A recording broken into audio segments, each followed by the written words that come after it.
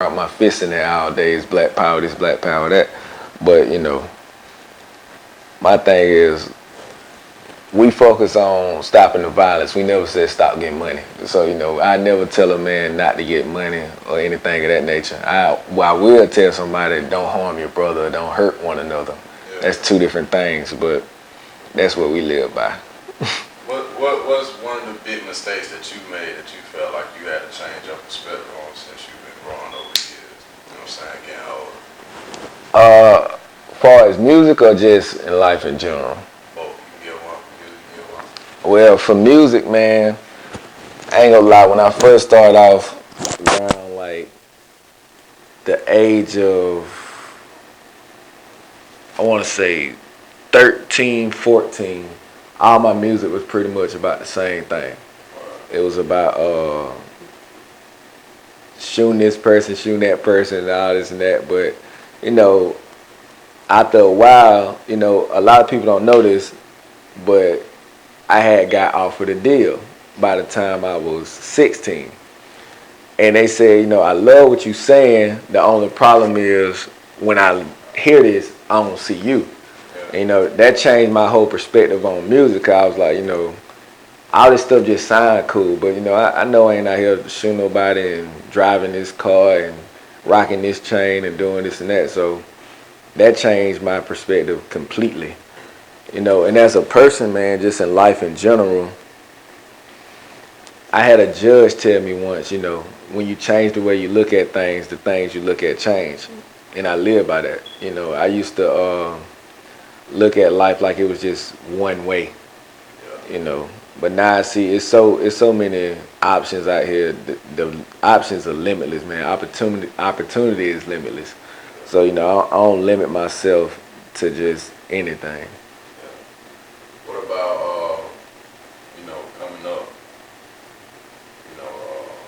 What just talk about like your first project in general, like what like your early project, like what was some of the growth that you been since then, and as far as production too, like when did you start getting producing? Now, as far as my first project, that was the first Problem Child, because I'm on Problem Child 2 now. But the first Problem Child, man, it was all YouTube beats. And during that time, everybody would tell me, I love the message, I hate the production. Because all of it was pretty much, it was a lot of outdated stuff, And with music, what we have to realize, man, it has to be hip, you know what I'm saying? In order for it to be hip hop, it has to be hip, And if the sound isn't matching with the times, then it don't matter what you're saying. Nobody's gonna get your message. Nobody gonna really care for what you're saying.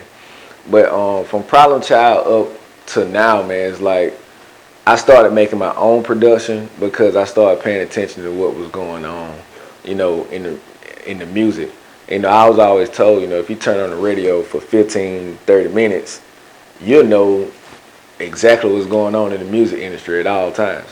So now, even if I don't turn on the radio, my little cousins or whatever around, whatever music they listen to, I'm like, okay, I see that's the sound now. So I just try to keep an ear to the streets when it comes to that. But in the same breath, I stay true to myself with what I'm doing with the production as well. So I've been doing a lot of live instrumentation lately. So it's like I might get somebody to come over. If you hear a trumpet on my beats, just know somebody actually came and played the trumpet. If you hear a guitar on my music, just know somebody actually played the guitar. So nowadays, that's what I do, and I just build a beat around that. So it might have a trap feel to it, but I love that live instrumentation. And I feel like that's what the game has really been missing, because like during the Outkast, Good and More era and stuff like that, those guys just had straight live instrumentation. People would actually come in. We were just talking the other day how it's this one guy still getting paid from the TLC song because he came in and played the guitar. You know what I'm saying? That's all he did was play the guitar in the song. So, I just try to keep that going because I feel like that was missing. Who was some of your main inspirations, like when it came to the production and like being an artist? Like who were some of the main people that you saw coming up that kind of drove you to be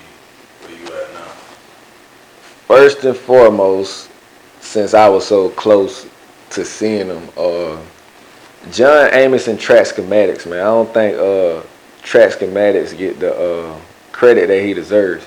You know, I actually used to watch this man like make beats from scratch, like with the piano, like all the stuff my dad's music that he was making, it was all live. You know, I would sit there and watch him play the piano and all this and that. And then also, man, organized noise. You know, because like I said, I love Outkast, Good and More, things of that nature. They produce their entire catalog just about. You know, so hearing stuff like that is what inspired me to make beats and also make music. Now, as far as artists that inspire me, the list changes every day. You know, it's new artists coming out every day. I get inspired by some of the new stuff. And, you know, I don't try to limit myself to the old school because, you know, you go there, you can get stuck there. So I listen to a lot of the new stuff, man, a lot of new artists that's coming out. But you'll be surprised, man. Like, I listen to stuff that people wouldn't even think I do. You know, Buju Banton, Natasha Bedingfield, Deion Harris, like all kind of stuff. But reggae is one of my favorite genres. Like, that's why I get a lot of inspiration from, like, because it's rebel music. You know, and a lot of the stuff I hear from them, I take that and equate it to hip hop. That's in our chain. If anything, that's the route back to slavery. They say with no destination, that'll be your destination. So where you headed? To hell if we don't pray, others embedded.